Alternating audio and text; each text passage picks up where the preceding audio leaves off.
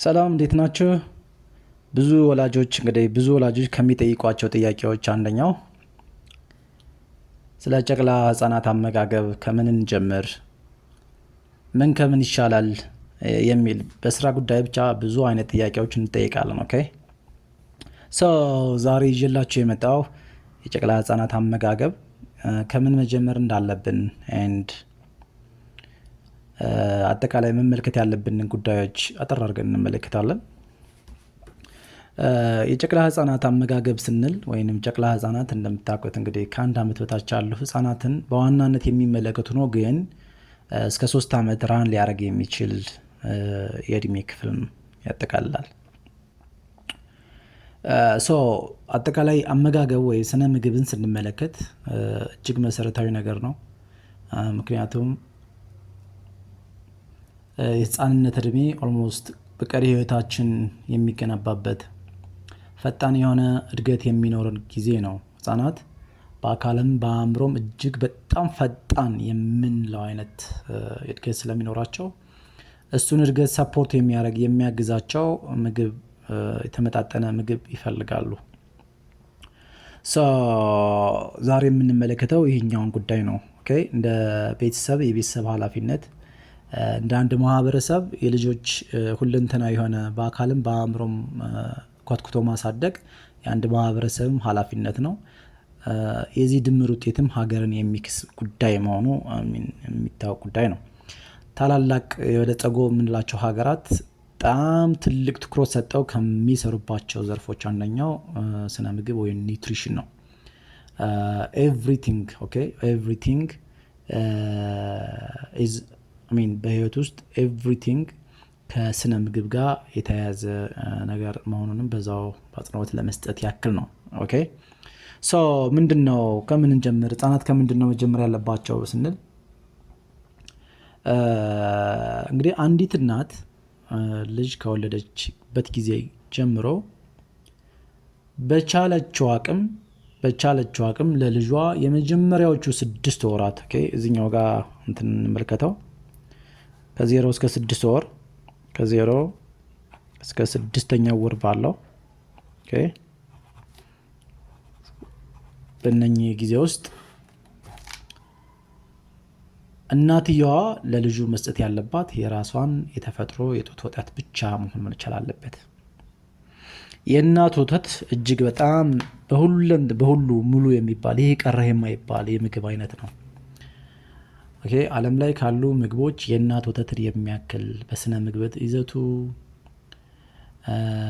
በውስጡ ከያዛቸው የበሽታ የመከላከል አቅም፣ ባዕድ ነገሮችን የመለየት እንደ ሆርሞን እንደ ኢንዛይም አይነት ነገሮችን መያዝ ብቻ አይደለም፣ እነዚህን ንጥረ ነገሮች በተመጣጣኝ መንገድ በመያዙ የእናት ወተትን የሚያክል ምግብ ዓለም ላይ እስካሁን የለም፣ ወደፊትም አይኖርም። ኦኬ ስለዚህ የመጀመሪያው 6 ወር ላይ ምንም የሚያሻማ ጉዳይ አይደለም። እናትየዋ ምን ካለች፣ እናትየዋ የምትችል ከሆነች ነው። ዓለም ላይ 60% የሚሆኑ እናቶች በተለያየ መንገድ ልጆቻቸውን ኤክስክሉሲቭሊ ወተት ብቻ ወይም የራሳቸውን ጡት ብቻ አይሰጡም፣ በተለያየ መንገድ። ግን የሆነ ማለት ግን የእናት ወተት ያለ እናት ወተት የሚፈልገው እድገት ይመጣል ማለት አይደለም። ዓለም ላይ ብዙ አይነት ምልከታዎች፣ ብዙ አይነት የጤና፣ ብዙ አይነት የስራ ጉዳይ፣ ብዙ የተለያየ ሰዋዊ የሆኑ ምልከታዎች እና አጋጣሚዎች ይፈጠራሉ። ስለዚህ አንዲት እናት በቻለችው አቅም በእነኚህ ወራት ራሷንና ልጇን በሚገባ ብትመግብ መጀመር ያለበት ከራስ ወተት ነው ማለት ነው። የዓለም የጤና ድርጅትን ጨምሮ አብዛኞቹ ህጻናት ላይ የሚሰሩ ታላላቅ ተቋማት የምርምር ውጤቶች እንዲሁም ትልቅ ሳይንቲስቶች የመጀመሪያው 6 ወር እናት ለልጇ ከምትሰጣቸው በረከቶች ውስጥ የመጀመሪያው የራሷን የጡት ወተት ነው የሚል ድምዳሜ እንደሆነ ያሳያል። ስለዚህ በሁለተኛው ክፍል የምንመለከተው ከስድስተኛው ወር እስከ 1 ዓመት ወይም 14 ወር በዚህ ያለው ነው። እንግዲህ ህጻናት ከ6ኛው ወር በኋላ ከእናታቸው ጡት በተጨማሪ ሌሎች ኮምፕሊመንታሪ ፉድ የምንላቸው ወይንም ከፊል ጠጣራማ የሆነ ሰሚ ሶሊድ ምግቦችን ኢንትሮዲውስ ሊያደርጉ ይችላሉ። ምክንያቱም የልጅ እድገት ከ6ኛው ወር ከበለጠ በኋላ አንዳንድ ማዕድናት ከልጁ ፍላጎት በታች የሚሆኑ ነገሮች ስለሚኖሩ ኮምፕሊመንት መደረግ ያስፈልገዋል። ምክንያቱም እድገቱም እየጨመረ ስለሚመጣ ተጨማሪ ምግቦችን እና ከፈሳሽ በተጨማሪ ተጨማሪ ምግቦች ጋር መላመድ የሚጀምርበት ወቅት ነው። ስለዚህ በእነኚህ ውስጥ ኮምፕሊመንታሪ ፉድ ወይም ተጨማሪ ምግብ ቤተሰብ በሚችለው መጠን ተጨማሪ ምግቦች የተለያዩ የምግብ አዘገጃጀቶች አሉ። ተጨማሪ ኮምፕሊመንታሪ ፉድ እነማን ናቸው፣ እንዴት ነው የሚዘጋጁት የሚለውን በሌላ ሲሪየስ የምንመለከተው ይሆናል። ተጨማሪ ምግብ የሚሰጥበት ወቅት ነው። ሆኖም ግን በእነኚህ ወራት ይሄ የመጀመሪያው አመጋገብ እንደቀጠለ ነው የሚሆነው። ኦኬ የእናት ወተት የሚቀጥል ሆኖ ነው ከእናት ወተት በተጨማሪ የሚሰጥ ምግብ ሆኖ ይቀጥላል እንደማለት ነው። በሶስተኛ የምንመለከተው ከ1 ዓመት በላይ ከሆነስ ነው። ከ1 ዓመት በላይ በሚሆንበት ጊዜ ልጁ የምግብ ፍላጎት የምግብ ዲማንዱ ወይም ፍላጎቱ ከመጀመሪያዎቹ እድሜው እየጨመረ በመጣ ቁጥር እየጨመረ ይመጣል። ሆኖም ግን በዚህኛው ጊዜ 1 ዓመት ከሆነ በኋላ ኢነርጂ ደንስ የሆኑ ፋሚሊ ምግቦችን መመገብ የሚጀምርበት ወቅት ነው የሚሆነው። በተለይ ሆል ሚልክ ከ1 ዓመት በታች የማይፈቀደው የላም ወተት ከመሳየም ሙሉ ፋት ያለው የላም ወተት በዚህ እድሜ በ1 ዓመት ከ1 ዓመት 2 ዓመት ባለው የእድሜ ክልል ኢንትሮዲውስ ሊደረግላቸው ይችላል። ስለዚህ ሲጠቃለል የመጀመሪያው የጨቅላ ምግብ አመለካከት ስናስብ የመጀመሪያው በአእምሯችን ሊመጣ የሚገባው የእናት ወተት ጡት ነው። የእናት ወተት በጣም ከበቂ በላይ ነው። ስለዚህ እናትየዋ በጥሩ ሁኔታ፣ በጥሩ ጤንነት፣ በጥሩ የማጥባት መንፈስ የምትገኝ ከሆነ እናት ለልጇ የምታመርተው የጡት ወተት እጅግ ከሚያስፈልገው በላይ ነው። የመጀመሪያው 6 ወር ልጁ ከሚገባው በላይ ትልቁ ስጦታ እናትየዋ የምታበረክት ለልጁ በዚህ ወቅት የራሷ ጡት ወተት ነው። በሁለተኛው ወር ተጨማሪ ምግብ ኢንትሮዲውስ ይደረጋል። እንደ አስፈላጊነቱ ቤተሰብ እንዳለው አቅሙ ቤት ያፈራውን የተለያየ አዘገጃጀት ተከትሎ ምግብ ማዘጋጀት ከማንኛውም ከሚገኘው ነገር ማሽ የተደረገ የተፈጨ ሰሚ ሶሊድ ወይም ከፊል ጠጣራማ የሆነ ምግብ መጀመር ይቻላል። ከ1 ዓመት በላይ ኢቨን የላም ወተትንም ኢንትሮዲውስ ማድረግ ይቻላል። ፍላንድ ስለ እናት ወተት የስነ ምግብ ይዘት ትልቅ በረከት እንደሆነ ከ0 እስከ 6 ብቻ እሱም ብቻ መስጠት እንዳለብን፣ ከ6ኛው ወር በኋላ ተጨማሪ ምግብ እንደሚያስፈልግ፣ ከ1 ዓመት በኋላ የላም ወተትም ኢንትሮዲውስ ማድረግ እንደሚቻል እነዛን ነገሮች ተመልክተናል። ሆኖም ግን እንደተመለከትነው በዛኛው ክፍልም ከ60% በላይ ያሉ እናቶች ለልጆቻቸው በተለያየ መንገድ የራሳቸውን የጡት ወተት መስጠት አይችሉም። which means ሌላ ነገር ያስፈልጋል ማለት ነው አይደለ? የእናት ወተት መስጠት ካልተቻለ በእነኚህ ወቅት የራሳቸውን ጡት ወተት መስጠት የማይቻል ከሆነ ሌላ ምግብ ያስፈልጋል ማለት ነው። ሌላ ምግብ ከእናት ወተት ውጭ ማለት ነው። ከእናት ወተት ውጭ የሆነ መስጠት ካልተቻለ ከእናት ምግብ ሌላ ምግብ ያስፈልጋል። ከእናት ወተት ውጭ ያለ ምግብ ያስፈልጋል እንደማለት ነው አይደለ? ስለዚህ ይህም መሰረታዊ ጥያቄ ነው። በተለይ በዚህ በምንኖርበት ዘመን እናትም አባትም ወጥተው በሚሰሩበት ጊዜ ልጆች እናታቸውን በፈለጉት ጊዜ ማግኘት የማይችሉበት አጋጣሚ ይፈጠራል። በስራ ምክንያት ሊሆን ይችላል። የመጀመሪያው በስራ ምክንያት የሚለውን እንያዘው እንጂ የጤና ጉዳይም አለ፣ የተለያየ መንገድ አለ። በህይወት አለመኖርም የተለያዩ መንገዶች ይፈጠራሉ። ኦፍ ኮርስ ያ በሚሆንበት ጊዜ ከእናት ወተት ቀጥሎ መምጣት ያለበት ምንድነው ነው? ሁለተኛ ይሄኛው አንደኛ ነው፣ የላይኛው አንደኛ ነው። ትላንት የተመለከትነው አንደኛ ነው። ምንም አማራጭ የሌለው ጉዳይ ነው። ምንም የሚቻል ከሆነ ምርጫ ውስጥ የሚገባ ጉዳይ አይደለም። የማይቻል ከሆነ ግን ሁለተኛ አማራጩ ምንድነው? የማይቻልበት ሁኔታ ሲሆን በከፊልም ሊሆን ይችላል፣ ሙሉ በሙሉ። ይሄኛው የሚሆነው አንደኛው በከፊል ሊሆን ይችላል። በከፊል በስራ ምክንያት በተለያየ ጉዳይ ሲያጋጥም ወይም ሙሉ በሙሉ በምን ይተካ ነው። ኦኬ በምን ይተካ? ይሄኛው ነው ዛሬ የምንመለከተው። ኦኬ አሁንም በእድሜ ክልል እንመልከት። ምክንያቱም እነኚህ ወቅቶች በጣም እጅግ አስፈላጊ ስለሆነ በተለይ ከ1 ዓመት እስከ 3 ዓመት ከዜሮ ወይም ከተወለደ ጀምሮ እስከ 3 ዓመት ያለው በጣም መሰረታዊ የሚባል ይሄ አውቶዋርድ የሆነው ግሮዝም ኢንተርናል የሆነው ደግሞ ማይታየው ውሳጣዊ የሆነ ዴቨሎፕመንትም የሚካሄድበት ወቅት ነው። ኦኬ ስለዚህ በእነኚህ ወቅት እናትየዋ ልጇን የራሷን ጡት መስጠት ካልቻለች ልናረግ የምንችለው ሁለተኛው አማራጭ ኢንፋንት ፎርሙላ ነው። የጣሳ ወተቶች ኢንፋንት ፎርሙላ እሸጉ የጣሳ ወተቶች።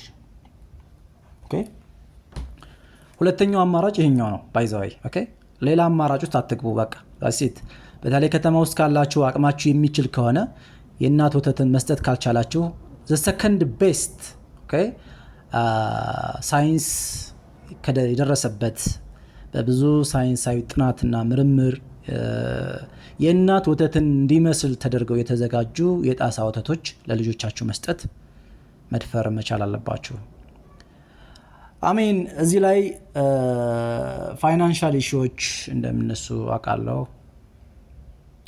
የሚቻል ከሆነ ነው። የማይቻል ከሆነ በማይቻል ውስጥ መቼም ይቻላል ተብሎ አይነገርም አይደለ? ግን በተቻለ አቅም ግን እናት ለልጇ የራሷን ጡት ወተት መስጠት የማትችልበት ከሆነ የመጀመሪያው 6 ወር ቀጥሎ ከእናት ወተት ውጭ ሊሰጥ የሚገባው ምግብ የጣሳ የዱቄት ወተት ነው ከላም።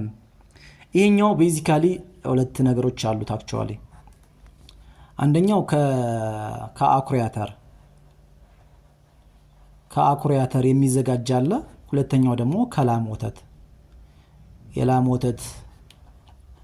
ወተት ወደ ዱቄት ተቀይሮ ማለት ነው፣ ወይም አኩሪ አተርም ወደ ዱቄት ተቀይሮ የተለያዩ አዲቲቮች ተጨምረውበት በተቻለ አቅም በሳይንሳዊ መንገድ የእናት ወተትን በሚመስል መንገድ ሊሆን አይችልም፣ ግን በሚመስል መንገድ አብዛኛውን ነገር በደንብ ይተካል። ኦፍ ኮርስ አብዛኛውን ነገር የእናት ወተትን ሊመስል በሚችል መልኩ የሚዘጋጁ የጣሳ የዱቄት ወተቶችን ነው ልንሰጥ የምንችለው። እዚህኛው ላይ ከአኩሪ አተር ወይም ሶያቢን ቤዝድ እና ካው ሚልክ ቤዝድ ተብሎ በሁለት ይከፈላሉ። ወይንም ፕላንት ቤዝድ ኤንድ አኒማል ቤዝድ ብለን ልንከፍላቸውም እንችላለን። ከእጽዋት የሚመጣ ከሆነ ሞስትሊ ከአኩሪ አተር ነው። ከእንስሳት ወተት የሚመጣ አብዛኛውን ጊዜ የላም ወተት ነው። ሌሎች ወተቶችም አሉ ቤዚካሊ ብዙ የተለመዱ ባይሆንም። ስለዚህ ሞስት ፕሮባብሊ መምረጥ ያለብን የላም ወተት የተለየ ኬዝ ከሌለ በስተቀር። የተለየ ኬዝ ለምሳሌ ካው ሚልክ አለርጂ ወይም ከላም ወተት የመጡ ዱቄት ወተቶች ልጆች ሲወስዱ አለርጂ የሚፈጥርባቸው፣ ህመም የሚፈጥርባቸው፣ የተለያዩ ምክንያቶች የሚፈጥርባቸው ካልሆነ በስተቀር ከአኩሪ አተር ቤዝድ ጋር ወይም አኩሪ አተር ከተዘጋጁት ይልቅ የላም ወተት የተዘጋጁቱ በብዙ መንገድ እንደሚሻሉ ሳይንስ ውጤቶችን መመልከት ይቻላል። በሁለተኛ የምንመለከተው ከ6ኛው ወር ጀምሮ እስከ 1 ዓመት ባለው ይሄው ወተት ይቀጥላል። የጣሳ ወተት ይቀጥላል። ተጨማሪ ሰሚሶሊድ የሆኑ ምግቦች ይቀጥላሉ። ቁጥር ግን ይጨምራል በዚህ ጊዜ። ኦኬ በዚህኛው ጊዜ የጣሳ ወተቶች በሚሆኑበት ጊዜ ቁጥር 1 አለ፣ ቁጥር 2 የሚባል፣ ቁጥር 3 የሚባል የጣሳ ወተቶች አሉ። ይሄኛው ከ0 እስከ 6 የሚሰጥ ነው እንደምታውቁት። ቁጥር 2 ከ6ኛ ወር እስከ 12ኛ ወር ላይ የሚሰጥ ነው። ይሄኛው ከ1 ዓመት በላይ ለሆኑ ልጆች የሚሰጥ ነው። ከ1 ዓመት እስከ 3 ዓመት ላሉት ልጆች የሚሰጥ የጣሳ ወተቶች ናቸው። እዚህ ላይ በጣም ጥንቃቄ ይፈልጋል። ገበያ ላይ ብዙ አይነት ነገሮች አሉ። እንግዲህ በዋናነት ዓለም ላይ የሚዘጋጁ የጣሳ ወተቶች ሪጉሌት ይደረጋሉ በሀገራት፣ እንዲሁም በWHO እና በFAO ኮንጆይንት በሆነ አንድ አካል አለ። እሱ ቬሪፋይ ያደርጋቸዋል። በየሀገራቶቹ ሲገቡ ደግሞ የራሳቸውን ሪኳየርመንት አለ፣ በሱ ቬሪፋይ ተደርገው የሚገቡ ናቸው። ሆኖም ግን አንዳንድ ጊዜ ከ0 እስከ 6ኛ ወር የሚወሰደው ወተት ቁጥር 1 መሆን አለበት። ይህ ራሱ ከ1 እስከ 6 ያለው ሁለተኛ ቁጥር ላይ ሊቀጥል አይገባም። ማርኬት ላይ ከመጀመሪያው ጀምሮ እስከ 1 ዓመት ድረስ የሚያስቀጥሉ የወተት እንትኖች ይኖራሉ። ያነኛው ኦፍ ኮርስ ተቀባይነት የላቸውም። አይደል ነው እንዴት ሊገቡ እንደሚችሉ እንዴት እንደሚገኙ አላቅም። ሆኖም ግን ሳይንሳዊ በሆነ መንገድ እነኚህ ኦኬ ከ0 እስከ 6 ከ6ኛ ወር እስከ 1 ዓመት ከ1 ዓመት በላይ የልጁን የምግብ ፍላጎት ወይም የንጥረ ነገር ፍላጎት ሊያሟሉ በሚችል መንገድ የሚዘጋጁ ናቸው እንጂ ይህ ሁሉ ቁጥር አያስፈልግም። ቤዚካሊ ኦኬ እንደዛ ቢሆን ኑሮ ቁጥሩም አያስፈልግም ነበረ። ነገር ግን ዲማንድ ወይም ፍላጎታቸው የልጆች በጣም የተለያየ ነው። ኦኬ የተለያየ ነው። የተለያየ ስለሆነ ቁጥሮቹ በጣም ቤዚኮች ናቸው ነው።